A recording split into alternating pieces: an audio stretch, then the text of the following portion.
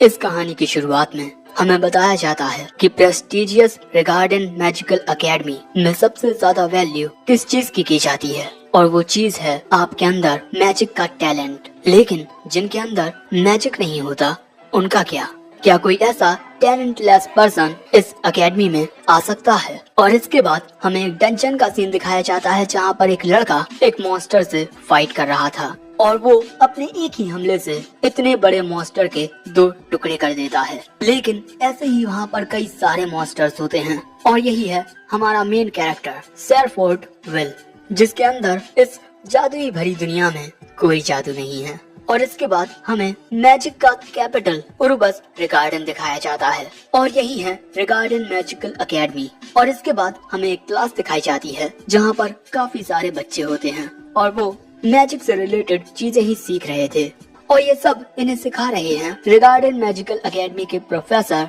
Edward सेरफेंस। और इसी class में होता है विल अपने फैमिलियर कीकी के साथ। और विल रिगार्डन मैजिकल एकेडमी का 6th ईयर स्टूडेंट है और तभी टीचर उसे अपने पास बुलाते हैं और वो विल से एक प्रैक्टिकल एक्सरसाइज करने को कहते हैं। विल यहाँ अपनी वांड से मैजिक कास्ट करने की कोशिश करता है लेकिन कुछ नहीं होता और इस वजह से क्लास उस पर हंसने लगती है और ऐसा एक बार नहीं कई दफा हो चुका है। सो तभी टीचर क्लास को शांत करके कहते हैं, तुम्हें तो मामूली सा मैजिक भी इस्तेमाल करना नहीं आता, सच में तुम सिर्फ एक किताबी कीड़े हो। और तभी एक लड़का अपने फायर मैजिक को कास्ट करके उसे टेबल पर शूट करता है और उससे वो प्रैक्टिकल एक्सरसाइज हो जाती है जो प्रोफेसर विल से करवाना चाहते थे। और ऐसा किया है सियोन अल्स्टर ने। इसके लिए मुझे माफ कर दीजिएगा टीचर, लेकिन मैं बिल्कुल इस तरीके से बेबस नहीं देख सका, इसीलिए मैंने उसकी जरा मदद कर दी। लेकिन तभी टीचर अपना एक मैजिक स्पेल कास्ट करके कहते हैं, इस दुनिया में जिसके पास ज्यादा मैजिकल पावर होती है वही ज्यादा महान होता है। हर एक चीज मैजिक से जुड़ी हुई है और इस एकेडमी में तुम्हारे अंदर जितनी ज्यादा मैजिकल पावर होगी लोग उतना ही तुम्हारा सम्मान करेंगे। लेकिन कोई जो मैजिक का इस्तेमाल नहीं कर सकता उसकी ये दुनिया इज्जत नहीं करती, इसीलिए ऐसे लोगों को तुरंत ही इस एकेडमी से निकाल दिया जाना चाहिए। अब इसके बाद जैसे ही इनकी क्लास खत्म होती है सियोन 2 लड़कों के साथ विल के पास आता है उसे परेशान करने के लिए। लेकिन इससे पहले कि वो कुछ करता एक लड़की आकर उसे रोक देती है। सियोन कहता है, हे कॉलेट, तुम जैसी एक समझदार लड़की को इस जैसे बेवकूफ से दूर ही रहना चाहिए। लेकिन तभी वो लड़की सियोन के पास आकर कहती है, विल तुमसे 1000 गुना अच्छा है और वो मेरा दोस्त है। कॉलेट की ये बात सुन सियोन हंसते हुए कहता है, मुझसे बेहतर? आखिर वो कैसे? ये तो मैजिक का इस्तेमाल भी नहीं कर सकता और मैगिया वांडर बनने का ख्वाब देखता है। मैं इस लूजर के साथ अपना और वक्त बर्बाद नहीं कर सकता। और अब वो जाते हुए कहता है, तुम्हें ये एकेडमी छोड़ देनी चाहिए। लेकिन कीकी और कॉलेट दोनों सियोन को यू कर रहे थे। अब इसके बाद कॉलेट विल से कहती है, टीचर को ऐसा नहीं कहना चाहिए था। विल कहता है, आखिर उन्होंने जो कहा वो सच था। वैसे मैं खुद को लकी कहूँगा जो तुम जैसी प्यारी सी लड़की मेरी इतनी फिक्र करती है। ये बात सुन कॉलेट कहती है, मेरी तारीफ करने से ना तुम्हें कुछ नहीं मिलने वाला, समझे? विल कहता है, माफ करना, लेकिन बचपन से मुझे सिखाया गया है कि लड़कियों की तारीफ करनी चाहिए। लेकिन ये बिल्कुल सच है, तुम बहुत प्यारी हो कॉलेट। लेकिन ये बात सुन कॉलेट बहुत ज्यादा पैनिक हो जाती है, मुझसे ऐसी बातें करना बंद करो। और इसके बाद वो गहरी गहरी सांस लेकर कहती है, काम डाउन, मेरा नाम कॉलेट लॉयर है और मैं एक नोबल फैमिली की डॉटर हूँ, मुझे खुद को संभालना होगा। लेकिन तभी विल आसमान को देखकर कहता है, आज नजारा फिर से कितना खूबसूरत है ना?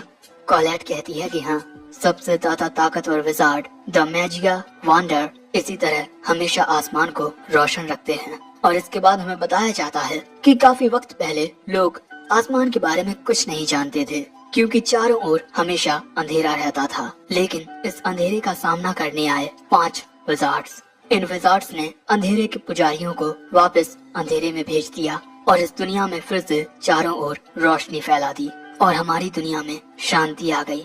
और उसके बाद से सबसे ज्यादा पावरफुल मैजिशियन को द मैजिया वांडर कहा जाने लगा और हर कोई आज की दुनिया में कम से कम एक मेज बनने का सपना तो रखता ही है।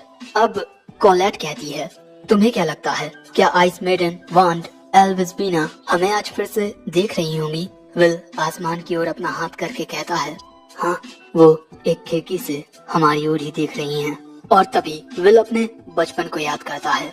एक लड़की विल से कहती है, क्या तुम्हें पता है कि असली आसमान में सूरज और चांद फ्लोट करते हैं? विल कहता है, क्या सच में अल्फेरिया?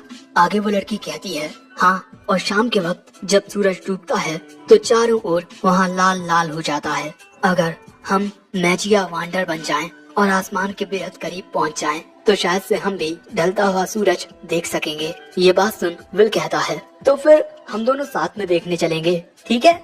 और इसके बाद ये दोनों ये वादा करते हैं, लेकिन ये एक ऐसा वादा था जो कभी पूरा ना हो सका। वो टैलेंटेड थी और अब तक की मैजिया वांडर बनने वाली यंगेस्ट पर्सन, और आज वो टावर के टॉप पर है और वहीं मैं, जिसमें कोई टैलेंट नहीं है, धूल में मिलता जा रहा हूँ।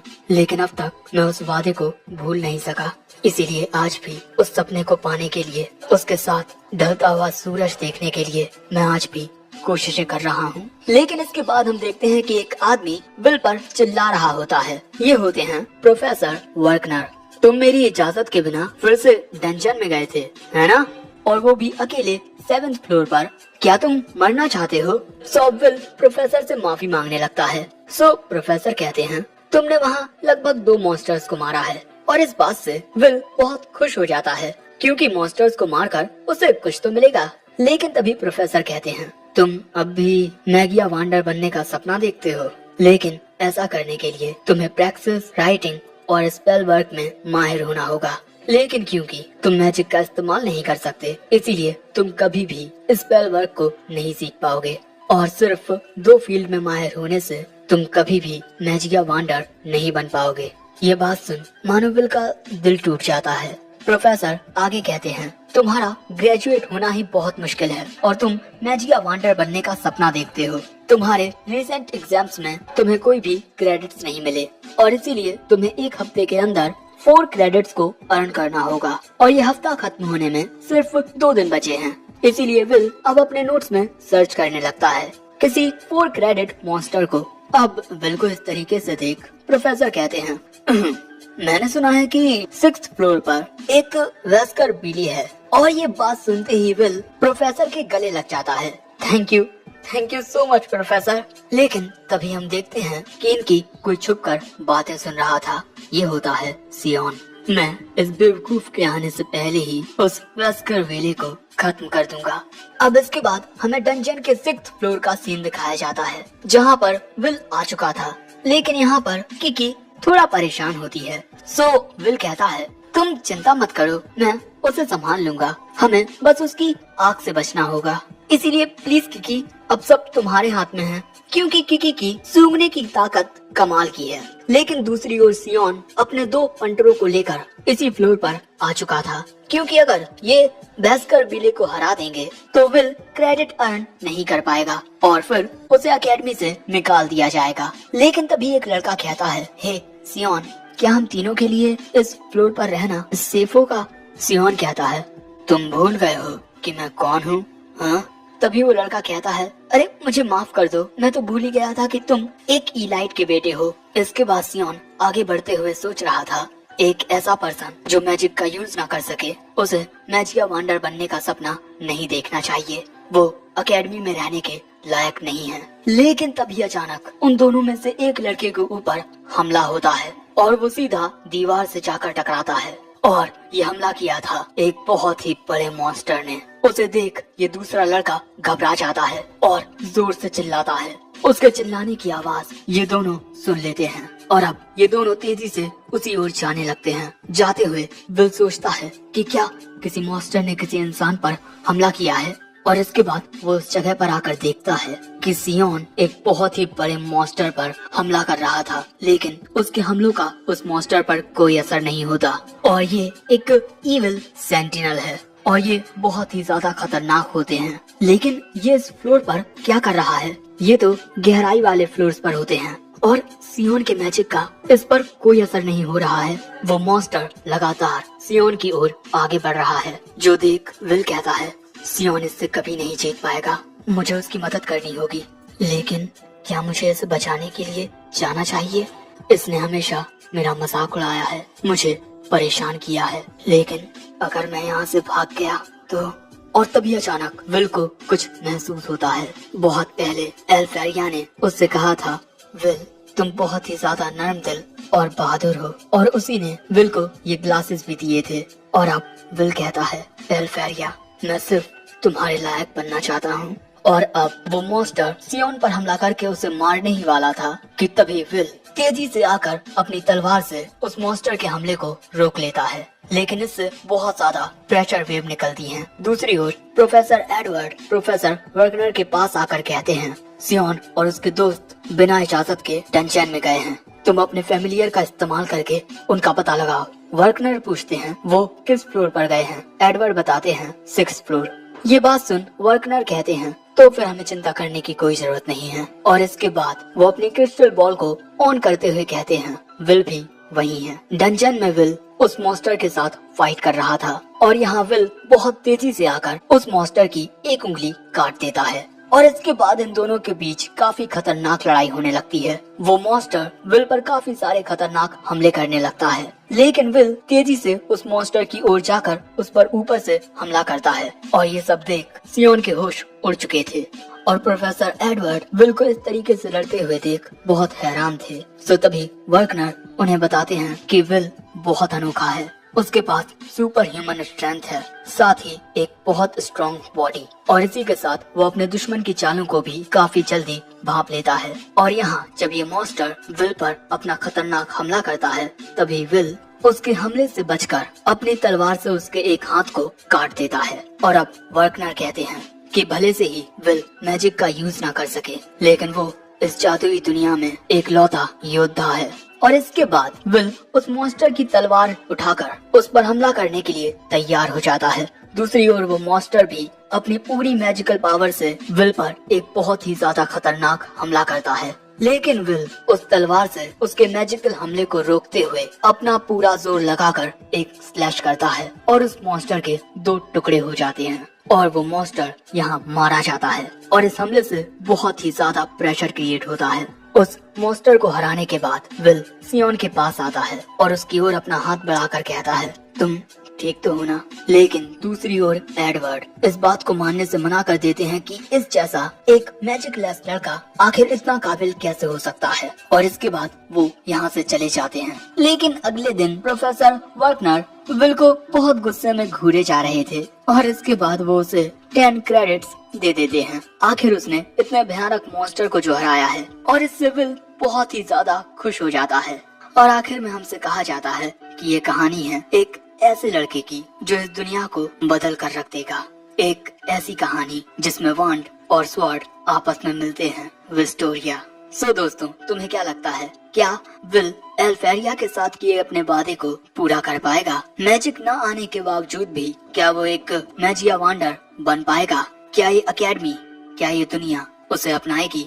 एपिसोड 2 की शुरुआत में हमें 5 साल पहले का सीन दिखाया जाता है, जहाँ पर जब विल 10 साल का होता है तब अकेडमी में हर कोई उस पर हंसता था, क्योंकि उसके पास कोई मैजिकल पावर नहीं थी। और विल को इस अकेडमी में सिर्फ इसीलिए लाया गया था क्योंकि उसके इस अकेडमी में आने के बाद ही एल्फ्रेया ने यहाँ एडमिशन लिया था। कुछ बच्चे कहते हैं लेडी एल्फ्रेया अब मैगिया वांडर बन चुकी हैं, इसे तो अब लात मार के अकेडमी से बाहर निकाल देना चाहिए। और इसी तरह विल बस अकेला रहता था। और विल की ऐसी हालत देख रिगार्डन मैजिकल अकेडमी की हेडमास्टर कैलरॉन एनोव विल को एक तलवार देती हैं और इसके बाद उसके चारों ओर कुछ स्पेल्स कास्ट कर देती हैं। लेकिन विल बड़ी ही आसानी से उस तलवार से उन सभी स्पेल्स को काटता जाता है। और विल की ये काबिलियत देख प्रोफेसर वर्कनर हैरान रह जाते हैं और वहीं हेडमास्टर हंसते हुए कहती हैं, ये बच्चा इस अकेडमी में रह सकता है। वर्कनर कहता है लेकिन विल मैजिक का यूज नहीं कर सकता, जिस पर हेडमास्टर कहती हैं, आखिर एक तलवार को वांड क्यों चाहिए? तलवार में अपनी कुछ काबिलियत होती हैं। लेकिन तभी विल पूछता है, अगर मैं ताकतवर बन जाऊं तो क्या मैं टावर पर चढ़कर एल्फ्रेया तक पहुंच सकता हूं? हेडमास्टर कहती हैं, अगर तुम नाकामयाबी के दुख को सहते हुए आगे बढ़ने की हिम्मत रखते हो तो हाँ बिल्कुल तुम वहाँ पहुँच सकते हो। और ये बात सुन विल में हिम्मत आती है, जिसके बाद प्रोफेसर और विल यहाँ से चले जाते हैं। और अब हेडमास्टर कहती हैं, तुम्हारे पास कोई गार्जियन नहीं है, इसीलिए हर एक चीज को तुम्हें खुद सहना होगा।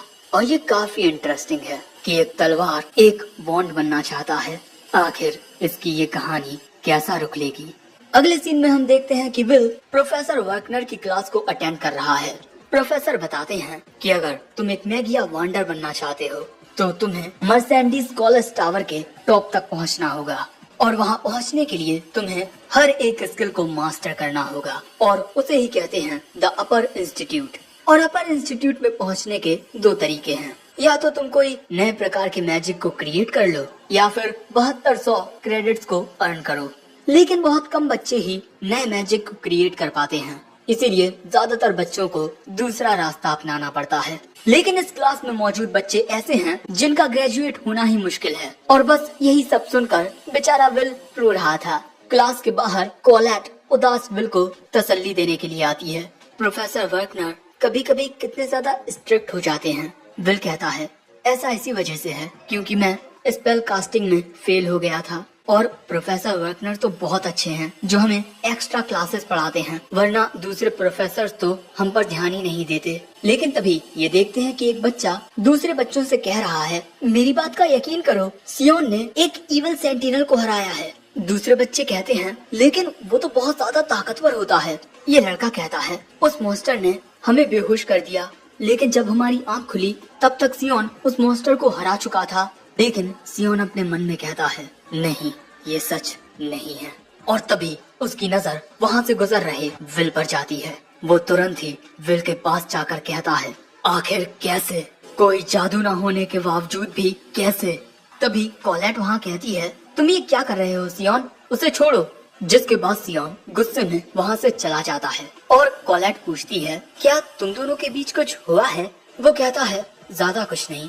वहीं दूसरी ओर प्रोफेसर एडवर्ड हेडमास्टर से आकर कहते हैं हमें अभी के अभी विल को एकेडमी से निकाल देना चाहिए। हेडमास्टर कहती हैं ये उसका इस एकेडमी में आखिरी साल होने वाला है। लेकिन एडवर्ड कहता है वो एक वॉरियर है, ना कि कोई मेज, लेकिन फिर भी वो अपनी काबिलियत से मैजिक को सरपास कर सकता है। ये बात सुन हेडमास्टर विल की रिपोर्ट निकालती हैं। मैजिक को छोड़कर विल के रिकॉर्ड्स हर एक स्किल में बहुत अच्छे होते हैं। इसीलिए हेडमास्टर कहती हैं अगर हम इस बात पर ध्यान ना दें कि वो मैजिक को यूज नहीं कर सकता तो उसकी बाकी की स्किल्स टॉप लेवल की हैं।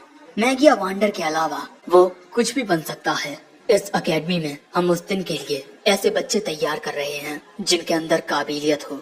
एडवर्ड कहते हैं लेकिन वो लड़का सिर्फ मैगिया वंडर बनना चाहता है। अगर ऐसी बात है एडवर्ड तो तुम उसका एक टेस्ट लो और अपने टेस्ट के जरिए ये पता लगाओ कि क्या सच में वो इस एकेडमी में पढ़ने के लायक है या नहीं, और उसके बाद आखिरी फैसला तुम्हारा होगा। ये बात सुन एडवर्ड मुस्कुरा कर कहता है आपको पता है ना मैं वर्कनर जितना अच्छा नहीं हूँ, और वहाँ से जाने लगता है। वहीं हेडमास्टर मन में कहती हैं उसे आजमाओ और सच्चाई तुम्हारी आंखों के सामने होगी। डार्क वाइपर मेज। दूसरी ओर हम विल को कोलेट के साथ देखते हैं। कोलेट विल की मदद कर रही थी क्योंकि उसे मैजिक यूज करना नहीं आता। लेकिन तभी कोलेट को विल के लॉकर में उसकी तलवार दिखती है। तुम बदलोगे नहीं है ना। वो कहता है मुझे कैंपस में अपनी तलवार ले जाने की इजाजत कभी नहीं मिलने वाली, और अगर मैं अपने डॉर्म में जाऊंगा तो मेरा रूममेट मुझे वापस आने ही नहीं देगा। कोलेट कहती है तुम दोनों जरूर से बहुत अच्छे दोस्त होगे। विल कहता है शायद। इसके बाद हम विल और कोलेट को स्टडी हॉल में देखते हैं और यहाँ विल अपने नोट्स बना रहा था। सो कोलेट उससे कहती है तुम तो ये सब पहले ही पढ़ चुके हो है ना विल। विल कहता है कि वो अपना रिवीजन कर रहा है और इस वक्त वो ड्वार्फ्स के बारे में पढ़ रहा है, उनका इतिहास, उनका वर्तमान। द बैटल ऑफ गार्जा रोंजो। ड्वार्फ्स ने एक ऐसी लड़ाई लड़ी जिनमें उनका हारना तय था, लेकिन फिर भी उन्होंने हार नहीं मानी और वो लड़ते रहे और आखिर में जीत भी गए। मुझे पूरा यकीन है कि अगर मैं अपनी पूरी कोशिश करूं तो मैं भी अपने सपनों को पूरा कर सकता हूं। लेकिन तभी कोलेट को विल के बालों में एक सफेद बाल दिखाई देता है और ये बात जानकर विल परेशान हो जाता है। सो कोलेट कहती है कि चलो मैं इस बाल को निकाल देती हूँ। लेकिन तभी वहाँ एडवर्ड आकर कहते हैं ये सब क्या हो रहा है। वैसे विल जल्दी से स्पेल हॉल में आओ। अगले सीन में हम विल को प्रोफेसर के साथ स्पेल हॉल में देखते हैं। मैं आज तुम्हें एक्स्ट्रा लेसन देने वाला हूँ। वो कहता है क्या आप मुझे अकेले को एक्स्ट्रा लेसन देंगे। एडवर्ड अपनी वॉन्ड निकालते हुए कहते हैं हाँ, मैं देखना चाहता हूँ कि तुम कितने काबिल हो। तुम्हें मुझ पर एक हमला करना होगा। अगर तुम ऐसा करने में कामयाब हो जाते हो तो मैं तुम्हें 5 स्पेल वर्क क्रेडिट्स दूंगा, लेकिन अगर तुम फेल हो गए तो मैं तुम्हें अकेडमी से निकाल दूंगा। जिन लोगों के पास मैजिक नहीं होता उन्हें मैगिया वंडर बनने का ख्वाब तो छोड़ो, उसके बारे में सोचना तक नहीं चाहिए। और इसके बाद प्रोफेसर विल के नीचे एक स्पेल को कास्ट कर देते हैं। दूसरी ओर प्रोफेसर वर्कनर हेडमास्टर के बुलाने पर उनके पास आते हैं। आपको मुझसे क्या काम है हेडमास्टर? सो तभी हेडमास्टर अपने मैजिक से अपने पीछे एक ऐसा स्पेल कास्ट करती हैं जिसके जरिए ये विल और एडवर्ड की फाइट देख सकें। ये सब देख वर्कनर बहुत ज्यादा हैरान हो जाते हैं, लेकिन हेडमास्टर कहती हैं इस वक्त एडवर्ड विल का टेस्ट ले रहा है और तुम उसे नहीं रोकोगे। मैं जानती हूँ कि तुम्हें विल की बहुत फिक्र होती है, लेकिन एडवर्ड की चिंता भी जायज है। इसीलिए मैंने ये तय किया है कि मैं एडवर्ड को विल का एक टेस्ट लेने दूंगी, जिसके जरिए एडवर्ड को पता चलेगा कि विल मैगिया वंडर बनने के लायक है या नहीं। वर्कनर कहते हैं आखिर आप विल का मुकाबला एडवर्ड से कैसे करा सकती हैं? वो मैगिया वंडर बनने के सबसे ज्यादा करीब है, वो टावर के टॉप पर पहुंच चुका है। वहीं एडवर्ड विल पर लगातार हमले किए जा रहा था, लेकिन ये सारे हमले लो लेवल स्पेल्स के होते हैं। यहाँ विल दौड़ते हुए एडवर्ड के पास जाकर उसे किक करने की कोशिश करता है, लेकिन एडवर्ड के बैरियर की वजह से उसे कुछ नहीं होता। और इसके बाद एडवर्ड एक बड़े स्पेल से विल को दूर फेंक देता है, जिससे विल का चश्मा भी टूट जाता है। विल और एडवर्ड की ताकत के बीच एक बहुत बड़ा अंतर होता है। विल एडवर्ड को एक खरोंच तक नहीं पहुंचा पा रहा। तभी एडवर्ड कहता है मैं इस लड़ाई में सिर्फ 2 स्पेल्स का यूज करूंगा, ब्लैक फ्लेम्स तुम्हें जलाने के लिए और मेरा बैरियर तुम्हारे हमलों से बचने के लिए। लेकिन इसके बाद एडवर्ड अपने डार्क फ्लेम्स के स्पेल को रेप्लिकेट करके कास्ट करता है, जिससे इनकी तादाद बहुत बढ़ जाती है। विल यहाँ से भागने की कोशिश करता है, लेकिन एडवर्ड के बस कुछ हमलों की वजह से ही वो दूर जाकर गिरता है। और इसके बाद एडवर्ड के ये डार्क फ्लेम्स लगातार विल को हिट करते रहते हैं, जिस वजह से विल की हालत बहुत ही ज्यादा खराब हो जाती है। विल यहाँ कहता है काश मेरे पास मेरी तलवार होती। दूसरी ओर हम कोलैट को लॉकर रूम में देखते हैं और उसे विल की काफी ज्यादा चिंता हो रही थी। उसे लग रहा था कि कहीं प्रोफेसर एडवर्ड विल को टॉर्चर तो नहीं कर रहे होंगे, और यही सोचकर वो काफी पैनिक होने लगती है। लेकिन तभी उसकी नजरें किकी पर जाती हैं, जो कि बहुत ज्यादा घायल होती है, और किकी यहाँ आकर विल के लॉकर को खरोंचने लगती है। ये देख कोलैट समझ जाती है कि विल के साथ कुछ हुआ है, जिसके बाद वो विल के लॉकर को खोल देती है। वहीं दूसरी ओर विल बस एक जगह पर पड़ा हुआ था। प्रोफेसर एडवर्ड उसकी ओर जाते हुए कहते हैं अगर तुम मेरा सामना नहीं कर सकते तो मैगिया वंडर बनने का ख्वाब कैसे देख सकते हो? मैं तुम्हें बैटल ऑफ कार्सा रॉन्सो का उदाहरण देता हूँ। बेवकूफ ड्वार्फ्स ने 1000 ड्वार्फ्स की सेना के साथ इंसानों से लड़ने की कोशिश की। क्या तुम बता सकते हो उनके खिलाफ कितने मेजर्स ने लड़ाई की होगी? सिर्फ एक ने, और उस पर्सन ने बस एक ही हमले से 10,000 ड्वार्फ्स की सेना को खत्म कर दिया। एक तलवार कभी भी एक वांड का मुकाबला नहीं कर सकती। लेकिन फिर भी बिल कहता है चाहे कुछ हो जाए मैं मैगिया वंडर बनकर रहूंगा। प्रोफेसर एडवर्ड पूछते हैं आखिर तुम्हारी इस जिद का कारण क्या है? विल अपने ग्लासेस को पकड़कर कहता है मैं अपने प्यार तक पहुंचना चाहता हूं। मैंने उससे जो वादा किया था मैं उसे निभाना चाहता हूं। एडवर्ड कहते हैं बकवास करना बंद करो, सिर्फ प्यार तुम्हें मैजिक से आगे नहीं निकाल सकता। लेकिन विल कहता है भले से ही आपको मेरी ये बातें बकवास लगे, लेकिन मैंने उससे वादा किया था कि मैं उसके साथ ढलते हुए सूरज को देखूंगा। और तभी वहाँ कोलैट आकर विल की ओर उसकी तलवार फेंकती है। विल अपनी तलवार को पकड़ता है और इसके बाद अपने ग्लासेस को पहनकर अपनी तलवार निकालता है और एडवर्ड का मुकाबला करने के लिए तैयार हो जाता है। अब ये देख प्रोफेसर विल पर हमला करते हैं, लेकिन अपनी तलवार से विल उस हमले को काट देता है। ये देख प्रोफेसर को गुस्सा आता है और इसके बाद वो पूरे स्पेल हॉल में अपनी ब्लैक फ्लेम्स को फैला देते हैं। और ये देख विल घबराते हुए कहता है इन आग की लपटों में मैं फिर से चलने वाला हूँ।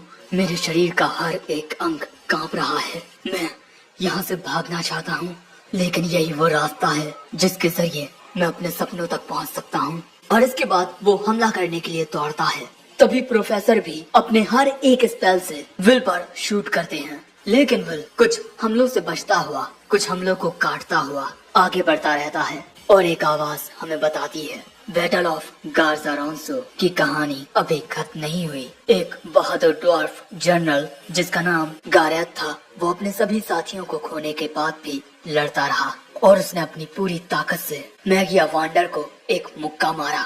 और बस यही देखकर उस मैगिया वांडर की नजरों में ड्वार्फ्स के प्रति इज्जत आ गई। और यहाँ विल एडवर्ड के हमलों से बचता हुआ एडवर्ड की ओर कूदता है और उसके बैरियर को तोड़कर उस पर एक हमला करता है, जिससे प्रोफेसर एडवर्ड को एक खरोंच आ जाती है। जिसके बाद प्रोफेसर विल को 5 क्रेडिट्स, लेकिन जैसे ही कोलैट विल के पास आकर उसे देखती है, विल बेहोश हो चुका था। और अब ये सब देखने के बाद प्रोफेसर वर्कनर कहते हैं तो आखिरकार विल इस टेस्ट में पास हुआ। हेडमास्टर कहती हैं हाँ, और उसने एक ही हमले से एडवर्ड की शील्ड को तोड़ दिया। उस बच्चे में बहुत हुनर है। वहीं आखिर में हमें विल का रूममेट दिखाया जाता है जो विल के लिए खाना बना रहा था और देखकर क्यों लगता है कि इसे विल से प्यार है। और इसके बाद ये विल के आने का इंतजार करने लगता है। इसका नाम है नॉर्मन रोस्टी। वैसे ये एपिसोड यहीं एंड होता है। एपिसोड 3 की शुरुआत में हमें जरा पुराने लम्हे दिखाए जाते हैं जहाँ वक्त आया था कि एल्फ्रेया विल को अलविदा कहकर टावर के ऊपर जाए मैगिया वांडर बनने के लिए। और अलविदा कहते हुए वो विल को एक तोहफा देती है, ये चश्मे। और फिर वो विल को अलविदा कहकर वहाँ से जाने लगती है। लेकिन तभी विल कहता है एल्फी, भले से ही मैं मैजिक का यूज न कर सकूं, लेकिन फिर भी मैं टावर पर आऊंगा। तुमसे जो मैंने वादा किया था मैं उसे निभाऊंगा। हम दोनों एक साथ ढलते हुए सूरज को देखेंगे। उसकी ये बातें सुन एल्फ्रेया वहीं रुक जाती है और उसकी आंखों से आंसू निकलने लगते हैं। और अब वो विल से कहती है मैं चाहे कितनी ही सदियां क्यों ना गुजर जाएं, मैं तुम्हारा इंतजार करूंगी। और फिर एल्फ्रेया वहाँ से चली जाती है। एल्फ्रेया को खुद से दूर जाता हुआ देख विल रोते हुए कहता है प्रोफेसर वर्कनर, जिस तरह मैं आज रो रहा हूँ, मेरा इस तरह रोना ये आखिरी दफा होगा। अब हमें प्रेजेंट का सीन दिखाया जाता है जहाँ पर विल घर घर जाकर न्यूज़पेपर दे रहा था। उसके साथ उसकी फैमिलियर किकी भी होती है। तभी एक बुढ़ा उससे कहता है ओह विल, हमेशा की तरह मेहनत कर रहे हो। इसका नाम डोनन है। उन्हें अलविदा कहकर विल यहाँ से चला जाता है, लेकिन जाते वक्त सीढ़ियाँ चढ़ते हुए उसका पैर अटक जाने की वजह से वो गिरने लगता है। लेकिन गिरने से पहले ही वो बहुत तेजी से अपने सभी न्यूज़पेपर और कीकी को बड़ी ही आसानी से पकड़ लेता है। लेकिन फिर भी एक न्यूज़पेपर गिर ही जाता है और जब विल उसे उठाने के लिए जाता है तब वो उसमें एक खबर पढ़ता है कि एल्फेरिया ने एक नया ओरिजिनल मैजिक क्रिएट कर लिया है और वो इकलौती ऐसी पर्सन है जिसने 12 प्रकार के मैजिक को क्रिएट किया हो। और इसके बाद अपर इंस्टीट्यूट ने पूरी अकेडमी को ये बताया कि उनकी क्लाइंट एल्फेरिया होने वाली है। और ये बात सुन विल हैरान हो जाता है। इसके बाद हमें रिगार्डन डॉर्मेट्री का सीन दिखाया जाता है जहाँ पर हम विल के दोस्त नॉर्मन रोस्टी को देखते हैं। तभी विल वहाँ आकर उससे कहता है क्या तुम मेरे लिए एक मैजिक आइटम बना सकते हो? जल्द ही एल्फी आने वाली है, इसलिए मुझे वहाँ जाना होगा और वहाँ जाने के लिए फ्रॉस्ट वॉकर आइस कोर्स को कलेक्ट करना होगा और इनके बदले में स्टूडेंट्स को पैसे दिए जाएंगे। लेकिन ये आइस कोर्स डंजन के 4th फ्लोर में मिलेंगे, इसीलिए मुझे तुम्हारे मैजिक आइटम्स की जरूरत है। रोस्टी विल को इस तरह देख रोस्टी कहता है तुम सच में बहुत ज्यादा अजीब हो। वैसे ये लो तुम्हारे लिए मैजिक आइटम्स। और उन्हें लेकर विल वहाँ से जाने लगता है। लेकिन तभी रोस्टी उसे रोककर उसके मुंह में खाना ठूस देता है और कहता है वहाँ अपना ख्याल रखना। विल कहता है ठीक है। और इसके बाद हमें बताया जाता है कि महान मार्गदर्शकों में से एक मेज क्वीन मर्सिडीज ने एक बार कहा था हर एक चीज डंजन से पैदा होती है, इसीलिए बच्चों अपनी बुद्धि को रोशनी बनाकर डंजन के काले अंधेरों में जिंदगी को ढूंढो।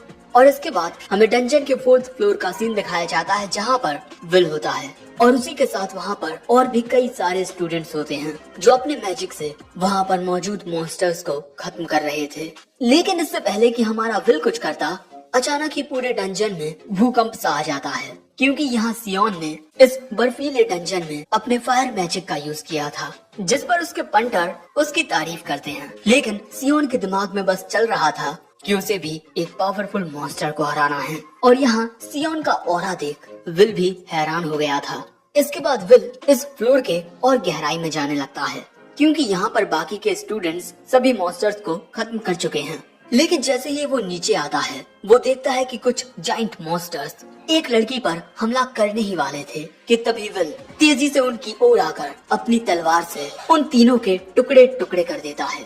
जो देख ये लड़की हैरान हो गई थी और उसे कुछ समझ नहीं आता कि अभी अभी यहाँ पर क्या हुआ, क्योंकि विल ने तो किसी टाइप के मैजिक का यूज किया ही नहीं, उसने एक तलवार का यूज किया। तभी विल पूछता है तुम्हें कोई चोट तो नहीं आई? वो लड़की कहती है कि मैं ठीक हूँ और मेरी जान बचाने के लिए शुक्रिया। वैसे मेरा नाम आइरिस है। विल भी उसे अपना नाम बताता है। अगले सीन में हमें क्लास का सीन दिखाया जाता है जहाँ पर प्रोफेसर वर्कनर बच्चों को बता रहे थे कि अगर कोई स्टूडेंट किसी नए टाइप के मैजिक को क्रिएट कर लेता है तब वो आसानी से अपर इंस्टीट्यूट में जा सकता है और नए मैजिक का नाम अक्सर उन्हें बनाने वाले या उसके टाइप के हिसाब से रखा जाता है। जैसे डार्क मैजिक स्पेल को डेक्स डार्बिकेंस कहा जाता है और इसका नाम इसको क्रिएट करने वाले एंशिएंट टाइम के एक मैजिशियन फायर वॉचमैन डार्बिकेंस के नाम पर रखा गया है। मेरे कहने का मतलब बस ये है कि अगर तुम में से कोई किसी नए मैजिक को क्रिएट कर लेता है तब उसका नाम भी इतिहास के पन्नों में लिखा जाएगा। लेकिन तभी एक लड़की पूछती है प्रोफेसर नए मैजिक को क्रिएट करना बहुत ही ज्यादा मुश्किल होता है, तो क्या करंट की मैजिया वंडर एल्फेरिया इतनी ज्यादा बेहतर है? प्रोफेसर बताते हैं कि हाँ वो बहुत ही ज्यादा बेहतर है।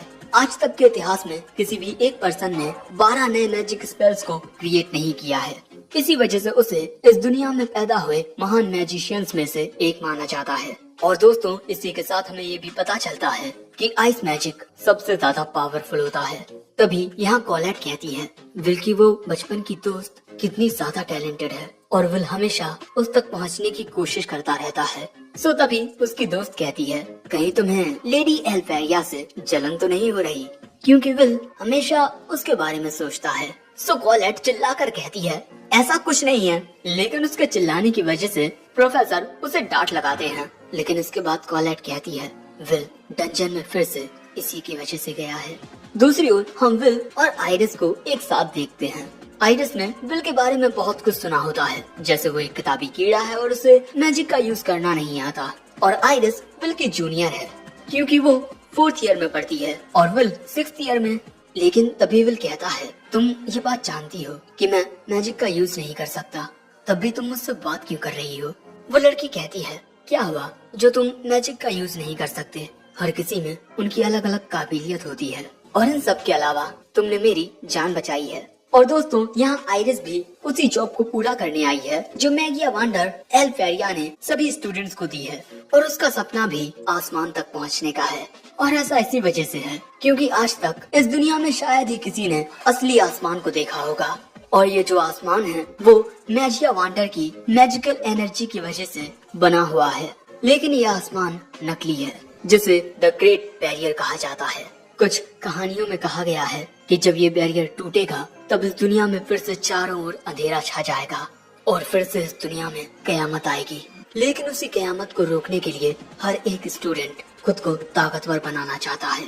लेकिन तभी आइरिस विल को बताती है कि वो पहले ही एल्फेरिया से मिल चुकी है। एक बार वो गलती से डंजन की बहुत गहराई में गिर गई थी, उस अंधेरी जगह पर जहाँ सिर्फ मॉन्स्टर्स भरे हुए थे। मेरे बचने की कोई उम्मीद नहीं थी, लेकिन अगले ही पल में वो सारे मॉन्स्टर्स बर्फ में जम गए क्योंकि वहाँ साक्षात द मैगिया वंडर एल्फेरिया आ गई थी। और वो आइरिस को उठाकर उससे कहती है अगली बार अपना अच्छे से ख्याल रखना। और उसी लम्हे को याद करते हुए आइरिस काफी ज्यादा एक्साइटेड होने लगती है और वो एल्फेरिया के लिए ही इस जॉब को पूरा करना चाहती है। लेकिन तभी विल नोटिस करता है कि किकी एक दूसरी ओर जा रही है और इसके बाद किकी विल को इशारा करके कुछ बताती है। तभी आइरिस विल के पास आकर पूछती है आप क्या कर रहे हो सेनपाई? वो बताता है जब फ्रॉस्ट वॉकर चलते हैं तब वो अपने पीछे बर्फ के टुकड़े छोड़ते जाते हैं। और यहाँ विल को ये बात पता चल जाती है कि इनके सामने एक काफी पावरफुल मॉन्स्टर है और वो यहाँ पर इसी वजह से छुपा हुआ है ताकि कोई उसे ढूंढ ना सके। आइरिस पूछती है आप तो मैजिक का यूज कर ही नहीं सकते, फिर आपको ये सब कैसे पता चला?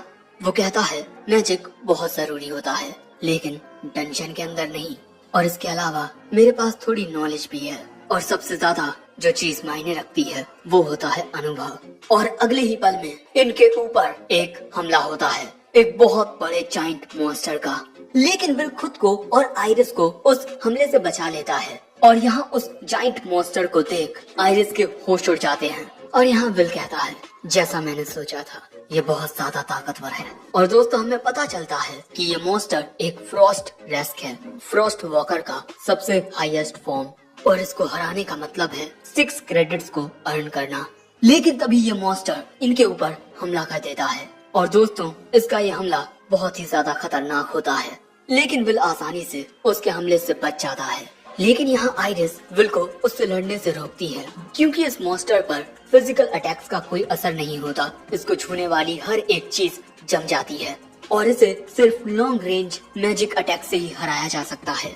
लेकिन विल उस मॉन्स्टर का सामना करने का मन बना चुका था। यहाँ वो रोस्टी के मैजिक आइटम का यूज करता है और इसके बाद जब वो मॉन्स्टर विल पर हमला करता है तब विल उसके हमले से बचता हुआ बहुत ही स्टाइल में उस मॉन्स्टर के नीचे से जाता हुआ ना जाने क्या कर रहा था। लेकिन इस वजह से उस मॉन्स्टर को गुस्सा आने लगता है और वो चारों ओर हमले करने लगता है, जिस वजह से आइरिस एक जगह आकर छुप जाती है। दूसरी ओर विल तेजी से दौड़ता हुआ उस मॉन्स्टर के ऊपर रोस्टी का मैजिक आइटम फेंकता है और वो आइटम किसी हुक की तरह उस मॉन्स्टर के एक बॉडी पार्ट से जाकर अटक जाता है। और इसके बाद विल उस मॉन्स्टर के नीचे से होता हुआ उसके ऊपर जाकर उसे इसी तरह से बार बार बांधने लगता है।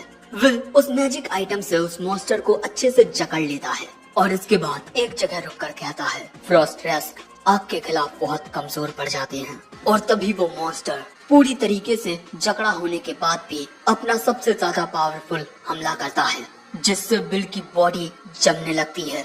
लेकिन विल उस मैजिक आइटम से ना जाने क्या करता है, जिससे उस मैजिक आइटम की रस्सी में आग लगने लगती है और इसी तरह वो आग उस रस्सी के साथ साथ उस मॉन्स्टर में भी लगने लगती है। और जैसे ही वो आग उस हुक तक पहुंचती है, वहाँ एक बहुत ही ज्यादा बड़ा धमाका होता है और एक ही बार में वो मॉन्स्टर मारा जाता है, जिससे बहुत ही ज्यादा प्रेशर क्रिएट होता है। लेकिन धमाके का धुआं हटने के बाद उस मॉन्स्टर के टुकड़ों के सामने सिर्फ विल होता है, जो रोस्टी के मैजिक आइटम को देखकर कहता है, सच में ये हर बार मेरी बहुत मदद करता है।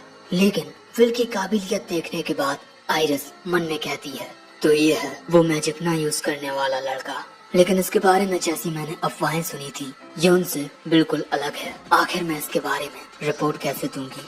लेकिन तभी विल उस मॉन्स्टर के मैजिक कोड को लेकर कहता है, आइरिस अब हमें यहाँ से चलना चाहिए। और आइरिस भी कहती है, ठीक है। वैसे इसके बाद हमें द विजार्ड टावर का सीन दिखाया जाता है, जहाँ आइरिस आ रही थी। जैसा मैंने सोचा था, वो लड़का जरा भी वैसा नहीं था। वो अपने अनुभव से युद्ध के तख्ते को पलट कर रख सकता है और भले से ही वो कोई मेज ना हो, लेकिन वो एक माहिर योद्धा है। और इसके बाद आइरिस एक बड़े से दरवाजे को खोलती है और दरवाजे के उस पार कुछ बड़ी सी राजगद्दियों पर कुछ शख्स बैठे हुए थे और आइरिस उनके सामने झुकी हुई थी। और ये सभी हैं द मैगिया वांडर्स। आइरिस कहती है, कहीं मेरे आने से आपको परेशानी तो नहीं हुई। कैरियट इंसिंडिया वाइसमैन कहता है, हम बस एक मीटिंग कर रहे थे कि अगर बैरियर टूट गया तो इस दुनिया पर किस तरह कयामत आएगी। दूसरा बंदा कहता है, आसमान के दूसरी ओर से द सेलेस्टियल होट्स हम पर हमेशा अपनी नजरें लगाए हुए हैं। ये लड़की कहती है, हमें उस दिन के लिए काबिल लोगों की जरूरत है। तो वॉचर, क्या तुम्हें कोई काबिल शख्स मिला? आइरिस कहती है, अकेडमी में अपनी ऑब्जर्वेशन के दौरान मुझे एक काबिल शख्स मिला जो मैजिक का इस्तेमाल नहीं कर सकता, विल सेरफोर्ड, जिसके लिए ये तीनों मैगिया वांडर मना कर देते हैं। एलेनोर एल्जोस एल्फ कहती है, मैं अपने आसपास और वाहियात लोगों को नहीं चाहती। जियो थॉर्जियस रेनबोल्ट कहता है, तुम बहुत नासमझ हो, अगर कोई काबिल है तो हमें उसे लेना चाहिए। जिस पर वो लड़की कहती है, आखिर तुम जैसा एक आदमी यहाँ कर भी क्या रहा है। लेकिन तभी कैरियट इंसिंडिया वाइसमैन उन दोनों को शांत कर देता है। हमें जल्दबाजी करने की कोई जरूरत नहीं है, क्योंकि जल्द ही ग्रैंड मैजिक फेस्टिवल आने वाला है और उस फेस्टिवल के रिजल्ट्स पर हम अपना डिसीजन लेंगे। और इस बात से सभी एग्री करते हैं। लेकिन रेनबोल्ट कहता है कि अगर सब कुछ उन टॉप रिजल्ट्स पर मायने रखता तो आखिर हमने ये मीटिंग ही क्यों की। जिसके बाद वो वहाँ से गायब हो जाता है और फिर ये लड़की भी चली जाती है और उसके बाद वाइसमैन भी। और उनके जाने के बाद आइरिस कहती है, जिस लड़के के बारे में आपने मुझे बताया था वो सच में बहुत ही ज्यादा इंटरेस्टिंग है, लेडी एल्फेरिया। सो तभी एल्फेरिया फ्रॉस्ट रेक्स के मैजिक कोर को सम्मन करते हुए कहती है, विल, मैं तुम्हारा इंतजार कर रही हूँ। और इसी के साथ ही एपिसोड एंड हो जाता है। इस एपिसोड की शुरुआत में हमें बताया जाता है कि रिगार्डियन एकेडमी सभी बच्चों को टोटल 12,000 क्रेडिट्स देती है और एक स्टूडेंट को अपर इंस्टीट्यूट में पहुंचने के लिए 7,000 क्रेडिट्स की जरूरत होती है और यही मैगिया वांडर बनने की एब्सोल्यूट कंडीशन है। जिसके बाद हम देखते हैं कि बच्चों का एक टेस्ट हो रहा है। इस टेस्ट में शियोन सबसे पहले अपने फायर मैजिक से एक गोलम को खत्म कर देता है और इसके बाद कोलैट भी अपने अर्थ मैजिक से एक गोलम को मार देती है। इसी वजह से ये दोनों इस टेस्ट में पास हो जाते हैं और इसके बाद हमें पता चलता है कि सियोन के पास 9,889 क्रेडिट्स हैं और वहीं कोलैट के पास 7,340 क्रेडिट्स। यहाँ विल भी एक गोलम का सामना कर रहा था और वो उसे मुक्का मारकर हराने की कोशिश कर रहा था, जो देखकर दूसरे बच्चे कहते हैं, हे, एक मैजिकल एकेडमी में तुम फिजिकल स्ट्रेंथ का यूज कर रहे हो। लेकिन उनकी बातों से विल डिस्ट्रैक्ट हो जाता है और तभी वो गोलम उसमें मुक्का मारकर उसे दूर फेंक देता है, जो देख दूसरे बच्चे विल का बहुत मजाक उड़ाते हैं। लेकिन इसके बाद एक लड़की अपने लाइटनिंग मैजिक से कुछ एरोज बनाकर उससे एक गोलम पर हमला करती है। दूसरी ओर एक लड़का अपने विंड मैजिक से एक गोलम को एक टोर्नेडो में फंसा देता है और इसके बाद ये लड़की गोलम पर अपनी लाइटनिंग से हमला करके उसे खत्म कर देती है और उस लड़के के टोर्नेडो में फंसकर वो गोलम वहीं फट जाता है। इस लड़की का नाम है लिहाना और इसके पास 10,100 क्रेडिट्स हैं और इस लड़के का नाम विग्नॉल है और इसके पास 10,075 क्रेडिट्स हैं। और इसके बाद आता है एक और लड़का जो अपने आइस मैजिक का यूज करके वहाँ पर मौजूद सारे गोलम्स को एक ही बार में बर्फ में जमा देता है और इस लड़के का नाम जूलियस रेनबर्ग है और इसके पास 10,048 क्रेडिट्स हैं। और इसके बाद ये तीनों आपस में बातें करने लगते हैं और इनकी बातों से हमें पता चलता है कि ये तीनों क्लास के टॉपर्स हैं। और यहाँ आते ही जूलियस लिहाना और विग्नॉल से कहता है, मैं तुम दोनों को चैलेंज करता हूँ कि इस बार मैं अपने सीक्रेट मेथड से तुम दोनों को हरा दूंगा। क्या तुम दोनों इस बर्फ के गुलाब के साथ मेरे चैलेंज को एक्सेप्ट करते हो? लेकिन तभी विग्नॉल और लिहाना अपने विंड और लाइट से उसके गुलाब को चकनाचूर कर देते हैं और वहाँ से ये कहकर चले जाते हैं कि हम उस वक्त का इंतजार करेंगे। और वैसे दोस्तों, इन तीनों का अपर इंस्टीट्यूट में जाना तो पक्का है और वैसे एक स्टूडेंट के पास कितने क्रेडिट्स हैं यही देखकर उसकी काबिलियत का अंदाजा लगाया जाता है। और बेचारे विल के पास तो ग्रेजुएट होने जितने ही क्रेडिट्स नहीं हैं और ये विल का आखिरी साल है, जिस वजह से वो दुखी होता है। लेकिन तभी उसके पास जूलियस आकर कहता है, मेरे सामने से हटो कीड़े।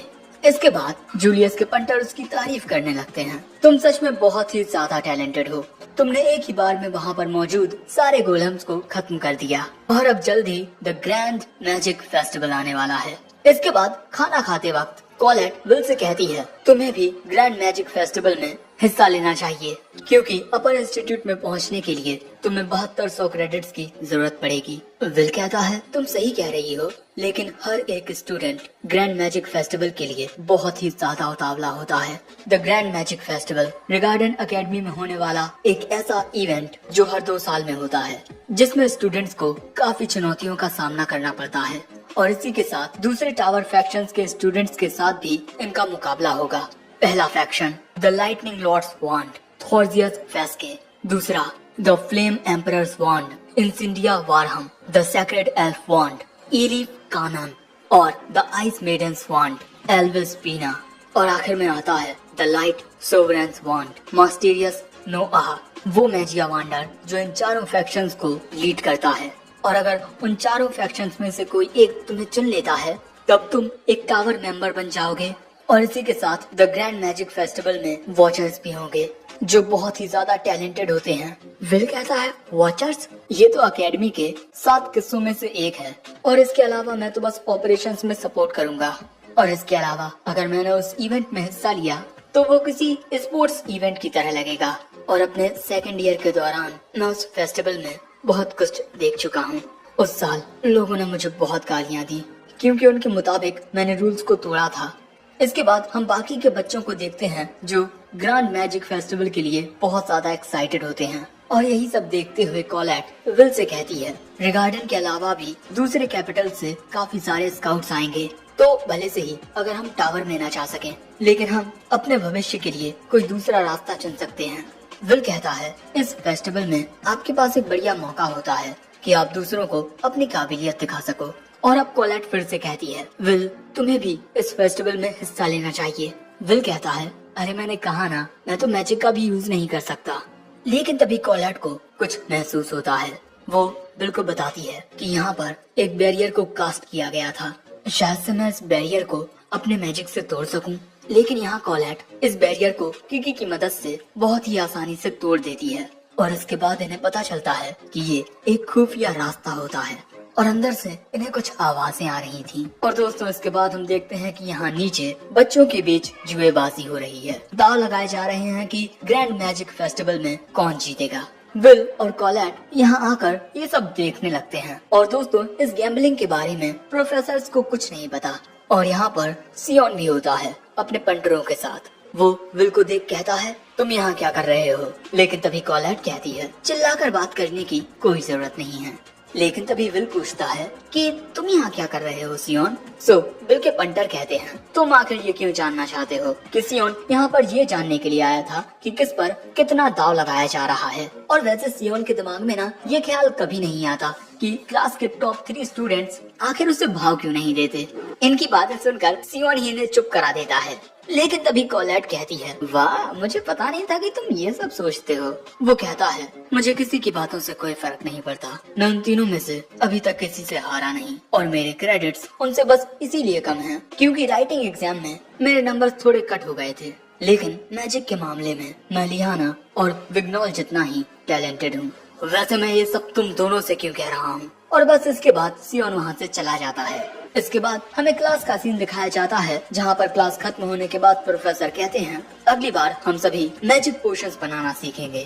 क्लास खत्म होने के बाद विल यहाँ से जाने लगता है। लेकिन तभी कोलेट उसे रुक कर कहती है विल क्या अब तुम डंजन में जाने वाले हो तो मैं तुम्हारे साथ चल सकती हूँ। विल कहता है माफ करना लेकिन आज रात मैं मिस गीना के बार में काम करने वाला हूँ। और ये बात सुन बेचारी कोलेट उदास हो जाती है। और इसके बाद हमें शहर की गलियों का सीन दिखाया जाता है जहाँ एक बार में काफी सारे डॉग्स शराब का मजा ले रहे थे। और ये रही मिस गीना इस बार की मालकिन। और यहाँ पर हमारा प्यारा विल आज रात पार्ट टाइम काम कर रहा है और यहाँ वो दोनन के लिए कुछ शराब और खाना लेकर जाता है। दोनन कहता है तुम सच में बहुत ही ज्यादा मेहनत करते हो, सुबह न्यूज़पेपर डिलीवरी, उसके बाद अपने स्टडी लेसन्स और इसके बाद रात में इस बार में काम करना। और ऐसा इसी वजह से है क्योंकि बेचारे विल को स्कॉलरशिप नहीं मिली और बस अपने स्कूल की फीस भरने के लिए उसे ये सब काम करना पड़ रहा है। लेकिन तभी दोनन कहता है वैसे अगर तुम उस क्या कहते हैं ग्रैंड मैजिक फेस्टिवल में हिस्सा लोगे तो शायद से तुम्हारी ये दिक्कत दूर हो जाएगी। लेकिन तभी मिस गीना कहती हैं बातें बंद और काम चालू विल, तुमसे ज्यादा काम तो तुम्हारा दोस्त रोस्टी कर रहा है। दोस्तों यहाँ विल ने अपनी मदद के लिए रोस्टी को बुलाया होता है, इसीलिए वो कहता है मेरी वजह से तुम्हें इतना काम करना पड़ रहा है, मुझे माफ कर दो। जिस पर रोस्टी कहता है हे तुम मेरे रूममेट हो और वैसे मैजिक के बिना ये काम करने में मुझे भी काफी मजा आ रहा है। लेकिन मिस कीना कहती हैं अगर हो सके तो एक और पार्ट टाइमर लेकर आना यहाँ। वैसे यहाँ के जो ड्वार्फ होते हैं वो बिल को काफी पसंद करते हैं लेकिन वो उसका काफी ज्यादा मजाक भी उड़ाते हैं, बेचारा बिल। लेकिन इसके अगले सीन में रोस्टी विल से पूछता है तुम जो काम करते हो उससे तुम्हें ज्यादा पैसे नहीं मिलते, लेकिन अगर तुम प्रोफेसर वर्कनर से मदद मांगोगे तब वो तुम्हें कोई अच्छी सी जॉब दिला सकते हैं। विल कहता है मुझे यहाँ काम करना काफी पसंद है, यहाँ पर जो ड्वार्फ आते हैं वो दिल के बहुत अच्छे होते हैं और भले से ही वो मेरा कितना ही मजाक क्यों ना उड़ाएं, वो मेरी काफी फिक्र भी करते हैं और इसीलिए मैं उनकी काफी इज्जत करता हूँ। लेकिन अगले ही पल में उस बार में आता है टॉप 3 स्टूडेंट्स में से एक जूलियस रेनबर्ग। है आखिर तुम मुझे ये कैसे टुच्चे से बार में लेकर आए हो। उसका पंटर कहता है माफ करना लेकिन कोई दूसरा बार इस वक्त खुला नहीं था। और तभी जूलियस विल को देखकर कहता है अरे ये तो वही कीड़ा है ना, मैं आखिर इससे ज्यादा क्या ही उम्मीद रख सकता हूँ। तुम जैसा एक टैलेंटलेस कीड़ा आखिर और क्या ही काम कर पाएगा। लेकिन उसकी इन बातों से दोनन को गुस्सा आ जाता है। लेकिन ये देख जूलियस कहता है क्या बे डॉर्फ तुम मुझे घूर रहा है, अगर दूसरे इंसान तुम्हें यहाँ रहने की इजाजत ना देते तो तुम्हारी नस्ल कब की खत्म हो चुकी होती, इसीलिए हमेशा हमारे सामने झुक कर रहा करो और इसके बाद हमें बताया जाता है कि काफी वक्त पहले सेलेशियल होस्ट के द्वारा जब डॉल्फ की नस्ल बिल्कुल खत्म होने वाली थी, तब वो हमारी दुनिया में आ गए। और तभी जूलियस कहता है, जल्दी से मुझे शराब और खाना लेकर आओ, आखिर ये एक बार है ना। और दोस्तों, जहाँ लोग दूसरी दुनिया से आए एल्फ्स की इज्जत करते हैं, वहीं डॉर्फ्स को हमेशा बेइज्जत किया जाता है, क्योंकि डॉर्फ्स में मैजिक पावर नहीं होती और इस दुनिया में सिर्फ मैजिक पावर मायने रखती है। इसके बाद रोस्टी जूलियस के लिए खाना लेकर आता है, लेकिन ये खाना देख उसके पंटर कहते हैं, क्या ये खाना जानवरों के लिए है? कुछ ऐसा लेकर आओ जिसे इंसान खा सके। तभी जूलियस कहता है, सच में इन कीड़े मकोड़ों से बेहतर तो मॉन्स्टर्स लगते हैं। लेकिन ये सारी बातें सुनकर विल उनकी ओर जाने लगता है। यहाँ ये तीनों बहुत हंस रहे थे और विल को वहाँ पर देख ये पंटर कहते हैं कि अरे टैलेंटलेस, क्या तू हमारी यहाँ सेवा करने के लिए आया है? लेकिन विल कहता है, तुमने यहाँ के लोगों की जितनी बेइज्जती की है उतनी अब माफी मांगो। ये खाना जिसे तुमने वाहियात कहा, यहाँ के लोग इसी को खाकर अपना पेट पालते हैं और इसी खाने के लिए वो दिन और रात मेहनत करते हैं, अपना खून पसीना एक करते हैं। आखिर तुम उनके खून पसीने का मजाक कैसे उड़ा सकते हो? जूलियस कहता है, तुझे उनसे काफी ज्यादा हमदर्दी हो रही है, क्योंकि तू भी उनकी तरह मैजिक यूज नहीं कर सकता है ना। और इसके बाद वो लात मारकर उस खाने की प्लेट को फेंक देता है और वो खाने की प्लेट विल पर गिरती है।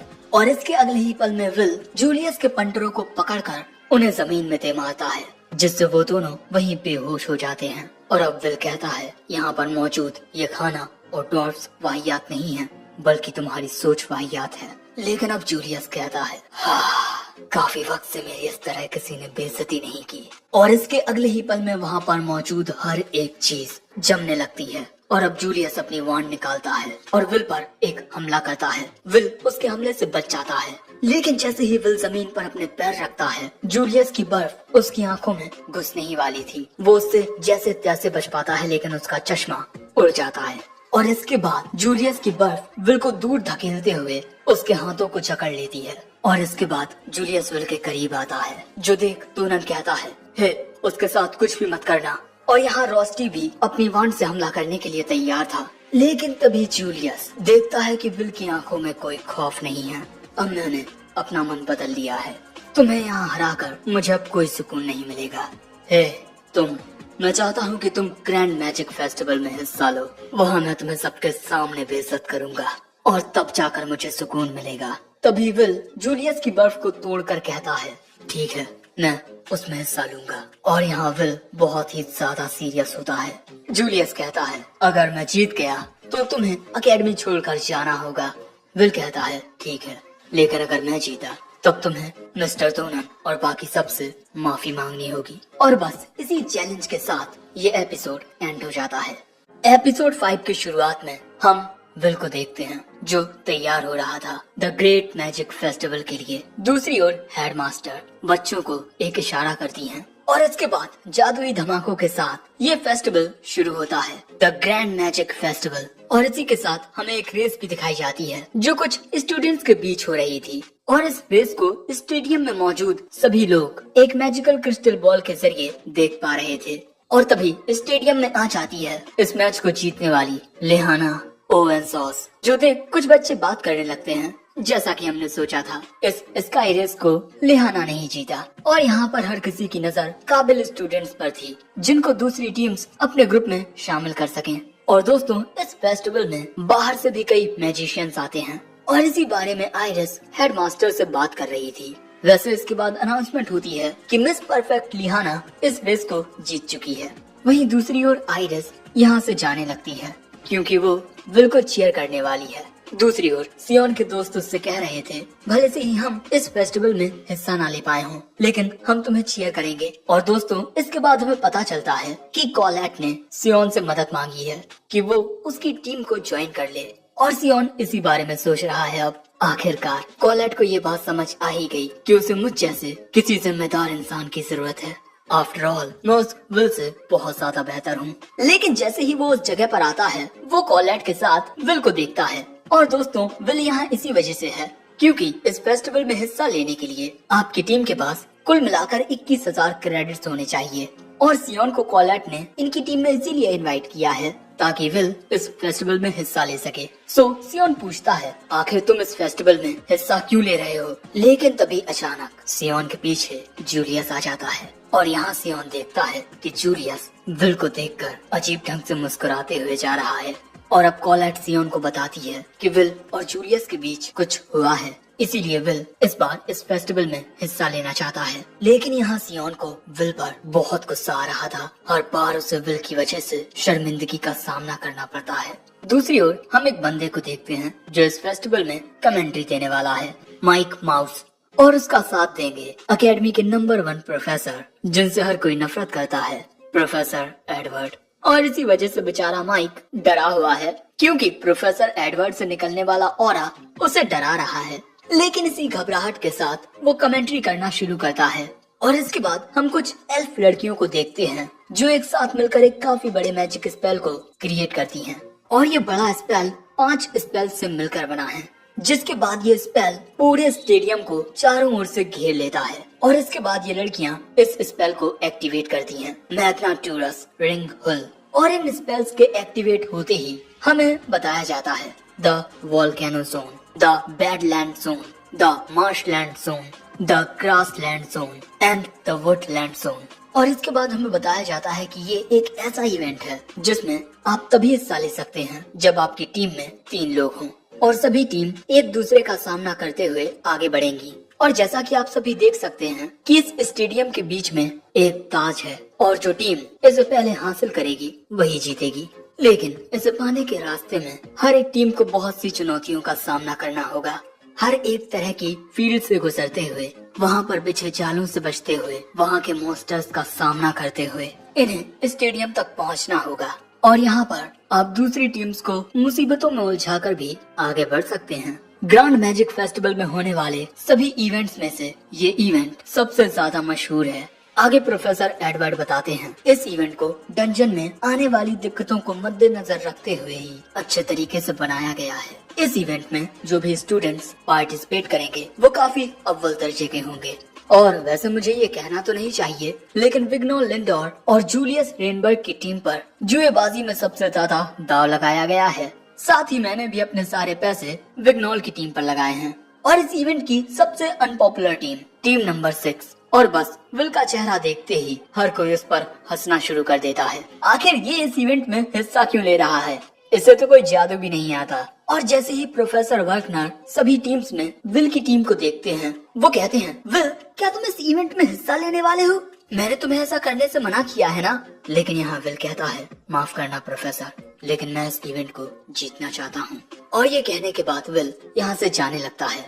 और अब आप सभी का इंतजार खत्म होता है। The most popular event the crown attack अब शुरू होने वाला है। अब जैसे ही इवेंट शुरू होता है, हम देखते हैं कि काफी सारे बड़े बड़े बॉक्सेस अचानक ही अपना रूप बदलकर बड़े बड़े गोलेम्स में तब्दील हो जाते हैं और इन गोलेम्स की तादाद बहुत ज्यादा होती है। दूसरी ओर विल को देखकर बस हर कोई उसका मजाक ही उड़ा रहा था। लेकिन तभी कॉलेट अपना एक मैजिक स्पेल कास्ट करती है, जिस वजह से विल का एक हाथ किसी पत्थर के जैसा हो जाता है। और इसके बाद विल एक पंच मारता है, जिस वजह से एक गोलेम काफी सारे गोलेम से टकराता हुआ उस ड्रोन के ऊपर जाकर गिरता है, जिससे स्टेडियम में सब कुछ दिखाई दे रहा था। और धमाका होते ही उसकी गूंज स्टेडियम में भी जाती है। और जो लोग विल का मजाक उड़ा रहे थे वो ये देखकर हैरान रह जाते हैं। और अचानक ही स्टेडियम में से लोगों के चिल्लाने की आवाजें आने लगती हैं।